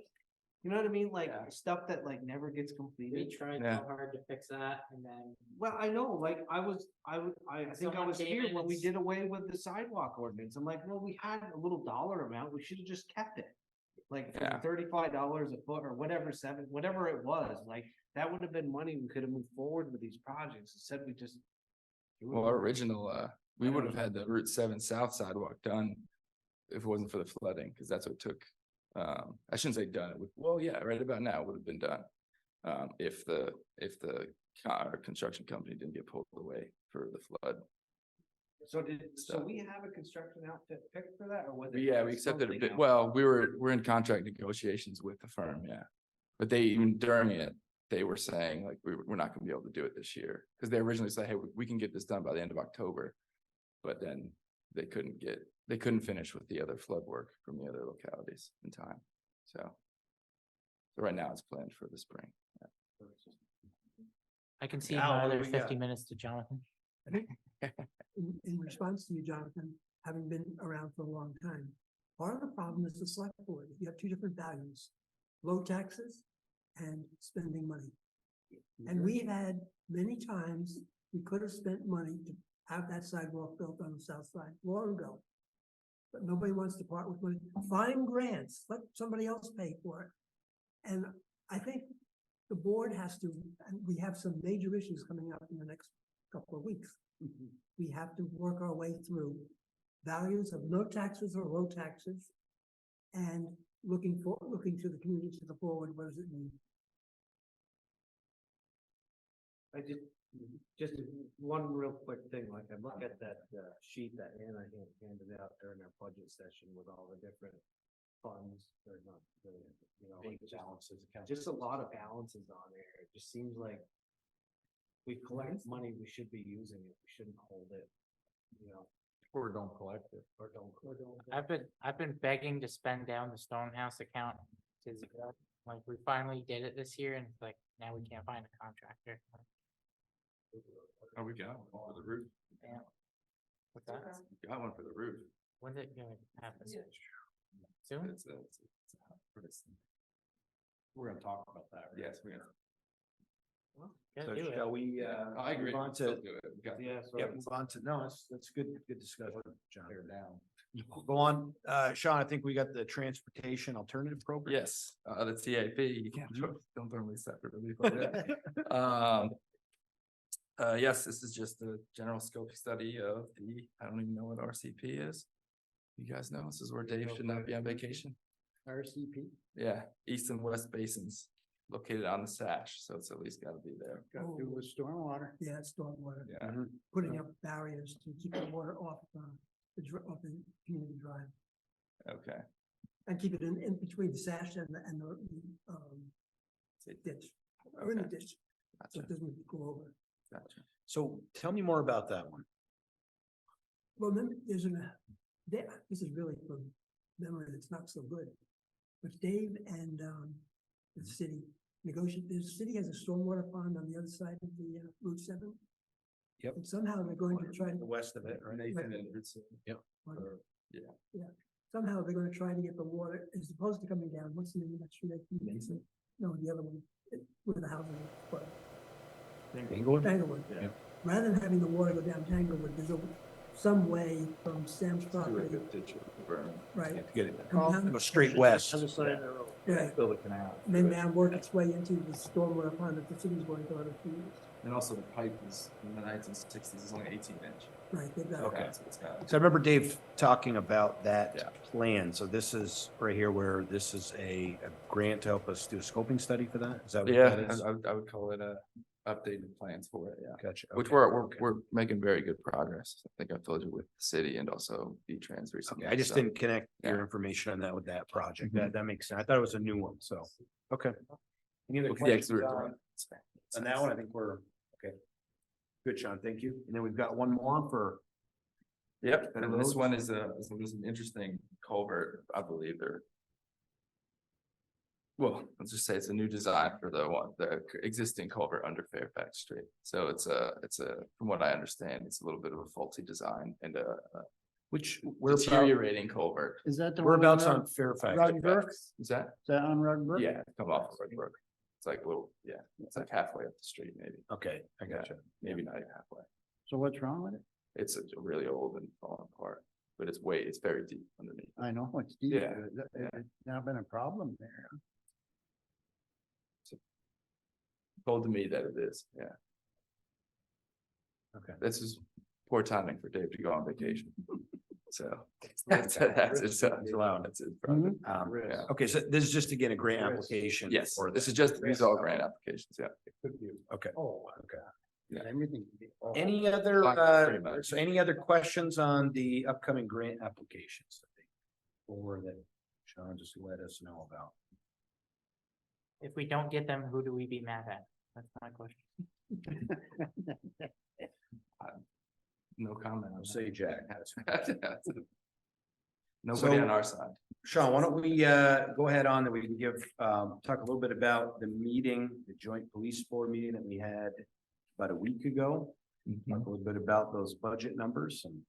Yeah. Do you want to kick us off or would you like me to do that? I'll let you go ahead. Yeah, I mean, so, we had our first meeting, I'm looking at the date on the agenda. It says August 30th, but it wasn't that long ago. It was about a week ago. We met, myself, Jack, Al, and Sean were there. We met with, folks, the city's representatives, along with their city manager, the finance manager for the city. The police chief was there.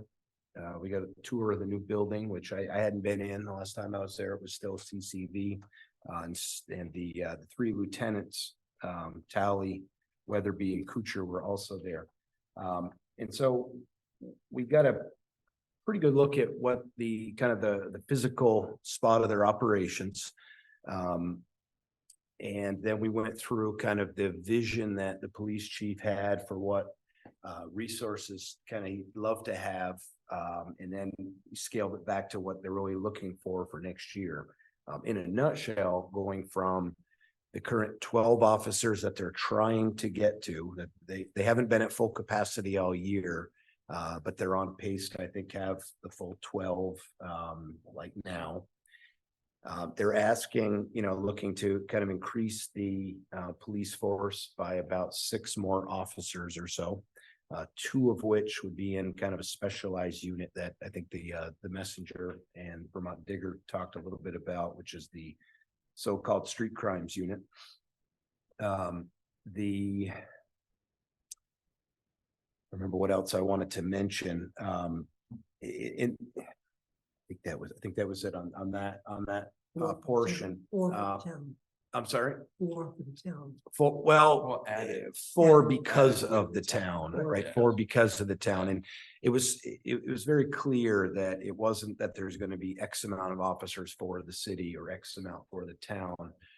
In fact, the districts that they would be using to cover would have no correlation to the city or town boundary. So it's strictly, Like quadrants. the northern quadrant, the way it was the always western done. quadrant. Yeah. Yeah, really Makes sense. looking at it, the city and town, again, as one complete jurisdiction that they would be covering, which is good to hear.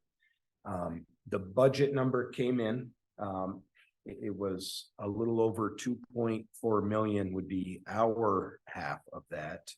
And then there were, things broken down by salaries and health insurance and lots of pieces that were in there that we'll have to, I think we just barely got this out to all the board members to take a look at.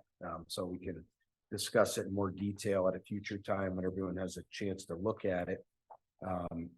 That one of the sections too is on the dispatch department of the police department, which we got a tour of as well, which really sounds like they contract with most towns in Franklin County and a lot of towns in Grand Isle and towns from outside.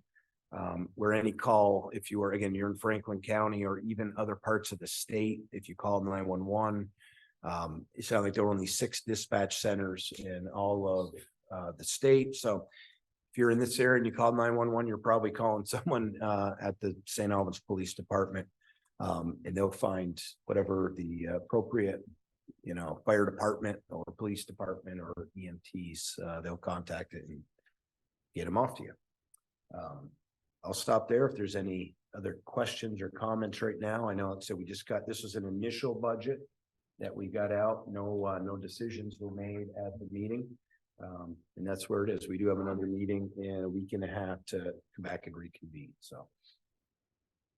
Did Al or Sean or Jack, do you want to add anything to? Pretty good summary. Okay. You might, I don't know, appropriate or not, you can stop me. But I think it would be helpful for the people to understand why they're requesting the street crime unit.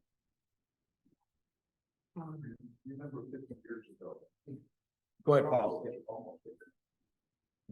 Let me just briefly say, so we don't get involved in a major discussion, but there is statistics now that are demonstrating, prior to COVID, we had a street crime unit. Mhm. Then COVID came in and sort of dissipated. We haven't had one. And then the chief looked at the statistics prior to COVID and more recently, the current statistics. And what they're finding is that with the drug usage and the inability or the difficulty of getting drugs, the people who are addicted have to have that to stay healthy. They have to go out and rob people, break Yeah. into houses. And so there's a greater issue in both our town and the municipality. And so he's firmly committed and recommending that we re-adopt that unit to cut down and suppress. Bear in mind, it just pushes the drug dealers out. But hopefully, at least statistically, we will have less burglaries, less people being hit over the head or shot. We've had a lot of shootings, which really surprised me in terms of his discussion. So just to let people know, part of our discussions is money, obviously. Here's a benefit of serving people. Yeah, and I want to mention too, Chief Lamoth was mentioning, with essentially what I was taking from what he was saying, with 16 police officers, police chief and all the different aspects down the hierarchy. With 16, once they're full, they are hopefully teetering on the precipice of being reactive to being proactive, is the way I took that.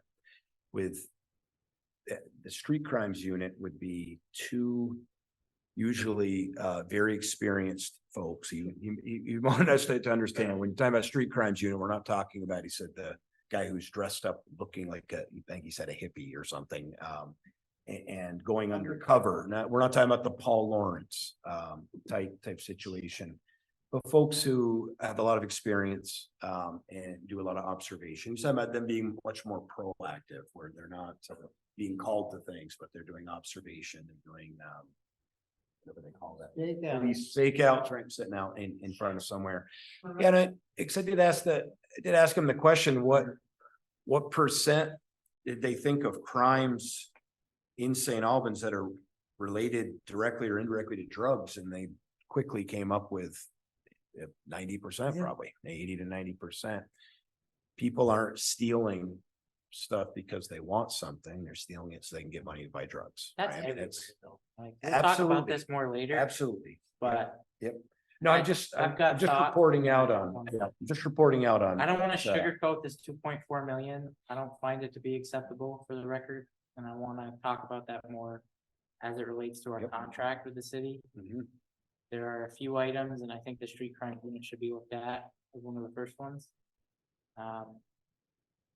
That's. Yep. No, it's where good. I'm at. I don't want to No, again, sugarcoat it anymore. It's Yep. not a good. And I just wanted to report out on that, what the rationale was.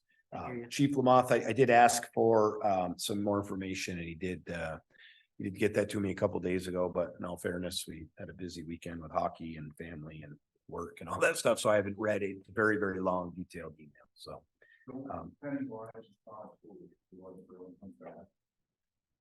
Sorry, Paul? Yep. Sure.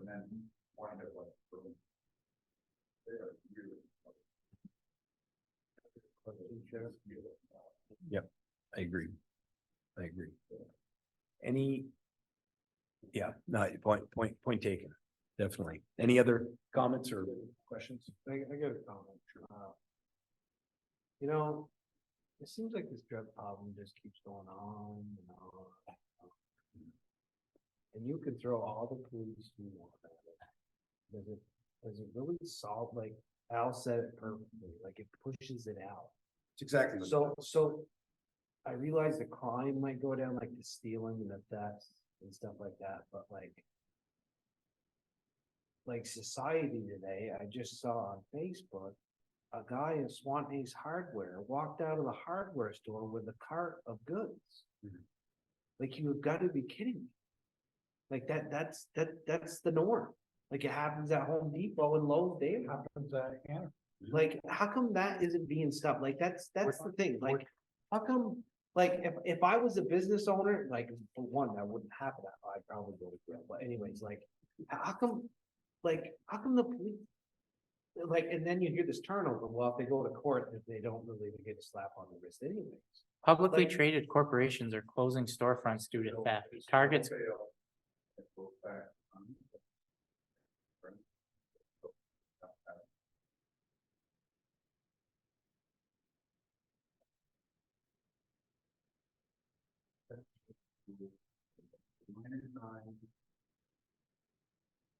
But, so back to my thought here, I'm just like, how much money do we throw at police if we're not gonna really solve the issue? Like, is there gonna be more conversation of, you know, do we awareness or, you know, before it starts, does it start in the schools more? Do they, you know, do you need to do more in the school? I don't know the solution. I'm just throwing this out there. Like, you can throw 20 police officers on the streets tomorrow. It ain't going there. Like, do I feel any safer up here with 20 more police officers and be it if it's the state police or it doesn't really matter. It doesn't, it ain't gonna make a difference.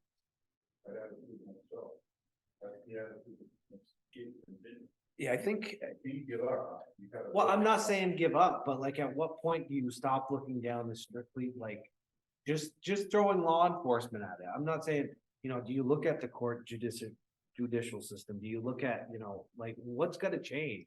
Because obviously putting more law enforcement is gonna. So one of my points That's for all. later that doesn't relate to the contract is I would not personally vote to fund a street crimes unit without some type of a handshake agreement, at least in principle, with the state's attorney that referrals will be prosecuted.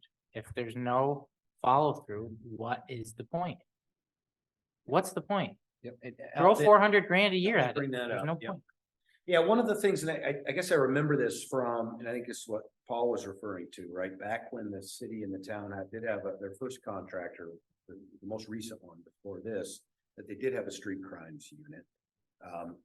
Chief Lamoth reiterated the same things I'd heard back then, which is a lot of the surrounding towns didn't like that we had a street crimes unit because crime is kind of tamping down here and going elsewhere. Now, I certainly don't want it to go elsewhere, but you know, our responsibility is to protect us first and give moral support to the others, I guess. But I just want to make it sounded like back then that having that can be effective.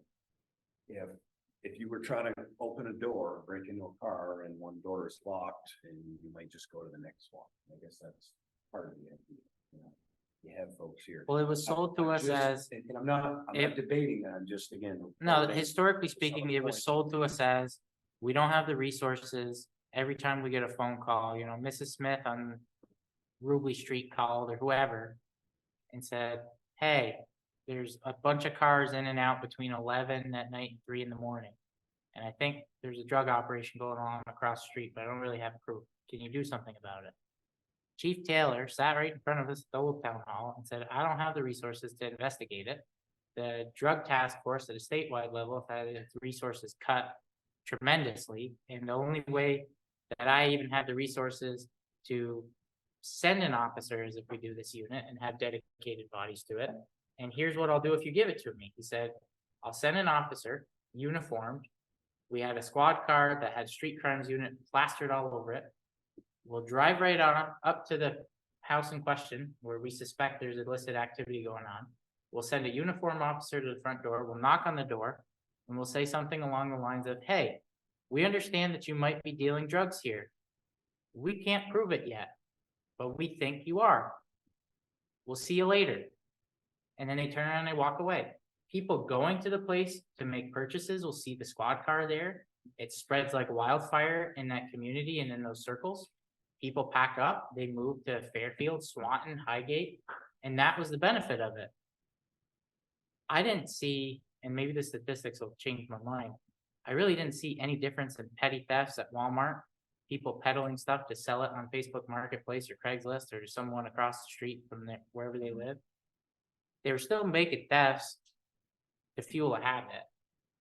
If you're telling me you're trying to push the supply into other towns, I think the right thing to do would be to have a regional discussion and see if between the sheriff's office, state police, federal partners, the state's attorney's office, and the St. Albans Police Department, if we can put together a legitimate task force and have not only the state's attorney, but the US attorney's office say, if you refer us major cases, we will put them high up on our priority to prosecute. If we're not gonna do that, I did a ride along with a street crimes unit officer, went out for a few hours. He took me to a place in the town, physically located in the town, and said, would you believe me if I told you this was the drug capital of St. Albans? And I looked at him with my jaw on the floor and he said, well, it is. I get it. It's here. The crime problem's here. People aren't stealing stuff at Walmart for any other reason than that in most cases. I get it. It's a need. Do I think I fall back into what Jonathan's saying, throwing hundreds of thousands of dollars to push it out a little bit when a lot of the petty thefts and crimes and the car break-ins are still going to happen locally? Does it make sense? Not without a regional partnership, and definitely not without some kind of a commitment from the judicial part of this conversation. So you're saying just do nothing? I'm saying work with other people, put together an actual plan. You're absolutely right, but if you don't start somewhere, it doesn't start. Wow. When we start pushing out the storm, like we did before, we start pushing over the hill to Fairfield or down back toward Milton, then they need to spend the money to clean up their act. And that's when you start working together. And don't think that the state police, don't fool yourself, thinking the state police is not trying to do something. That's nonsense. And the sheriff's department is understaffed because they're underfunded. And that attitude is why they're underfunded. That attitude is why the state police are underfunded. Everybody's afraid to let people pay for the safety and the sidewalk, the park, the stone house that they want. Everybody's afraid to take the bull by the horns and go after the problem because, well, they're not gonna help them. So a little self-help is pretty important. So how do you fix the judicial system? Because You that's, vote. You Huh? gotta go and vote, and you gotta go out and work for the people who think like you do. And you gotta say, when somebody commits the crime, they gotta do the time. You gotta go to prisons. This problem in Vermont has been going on for 200 years. This isn't new.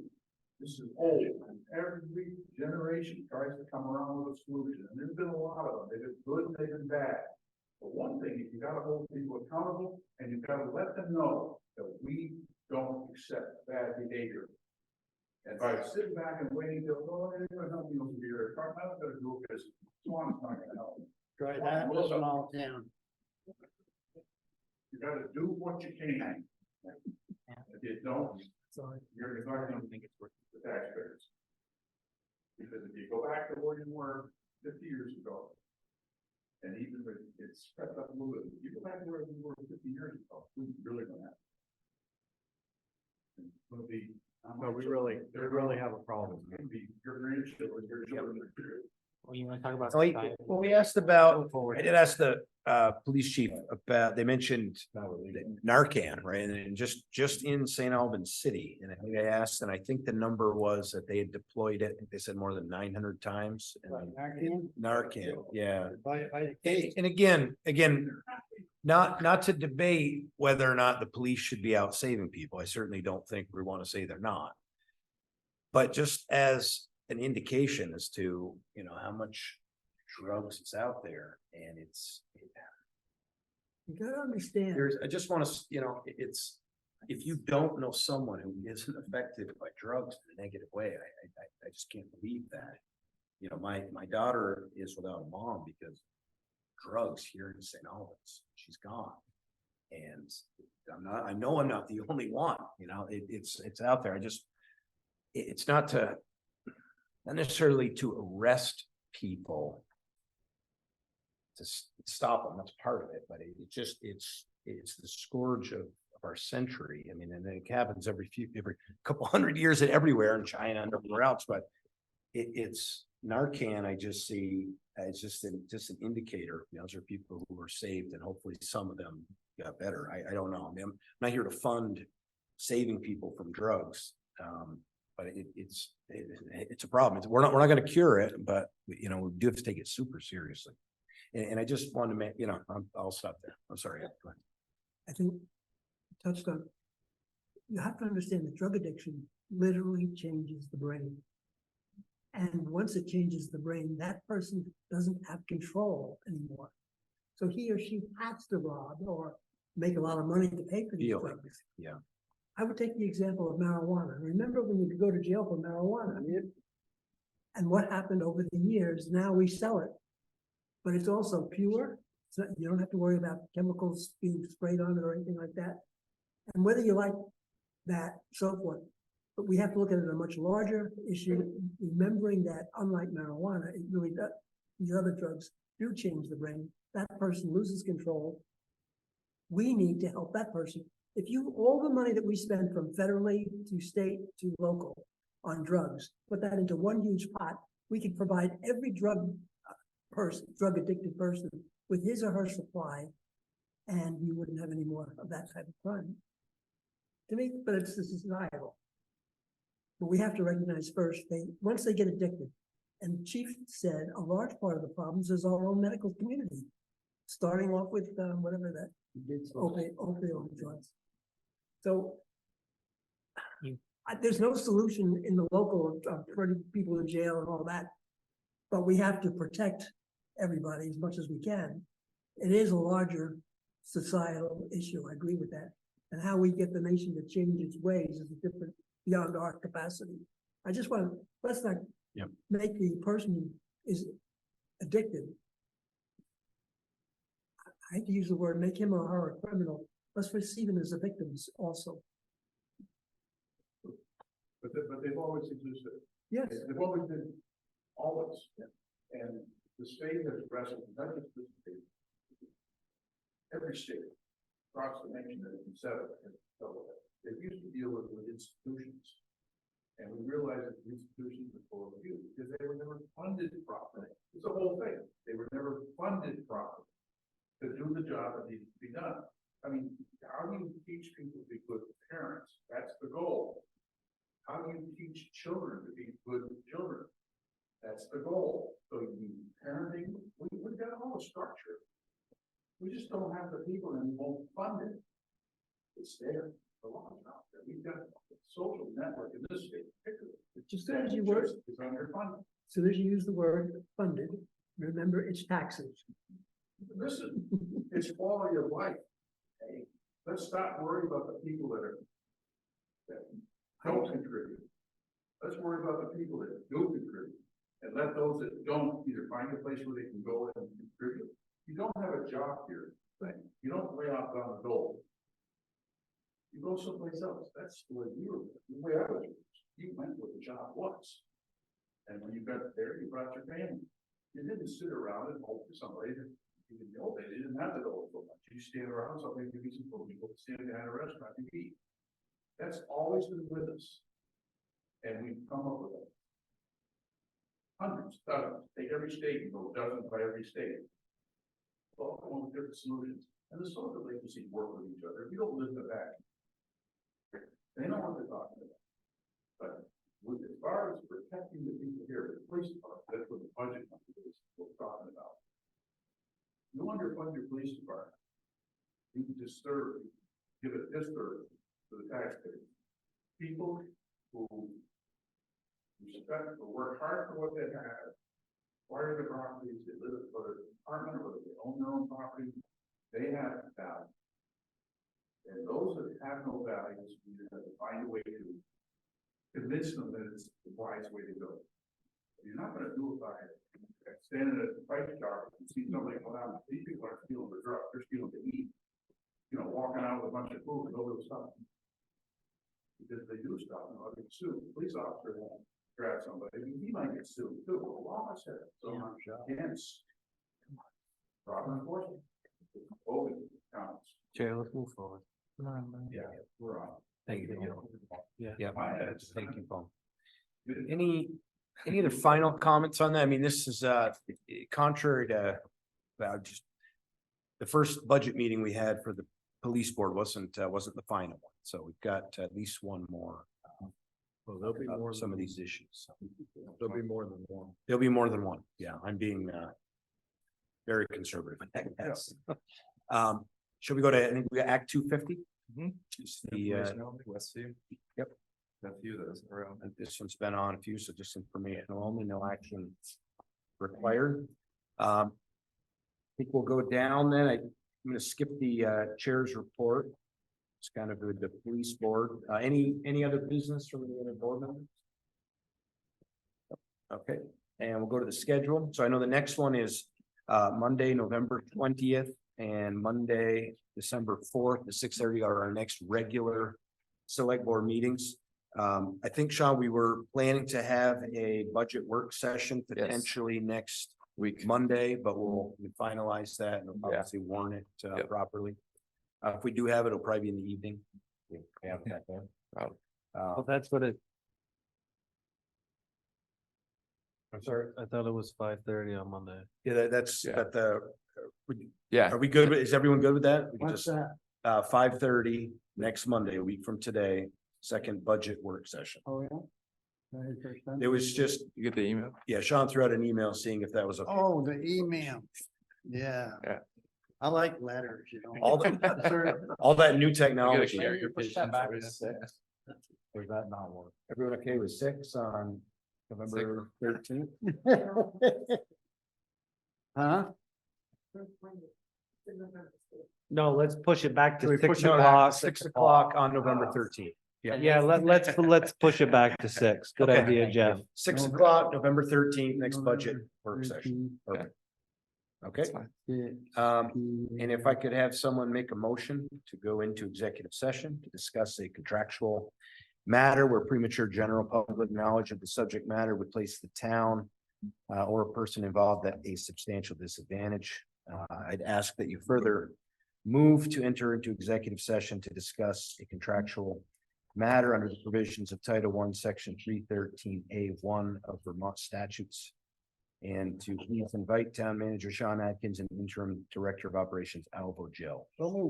Second. Thank you. Discussion or comments? All in favor? Aye. Recording stopped. Thank you. Good night, everybody. Thanks, Jen. Bye.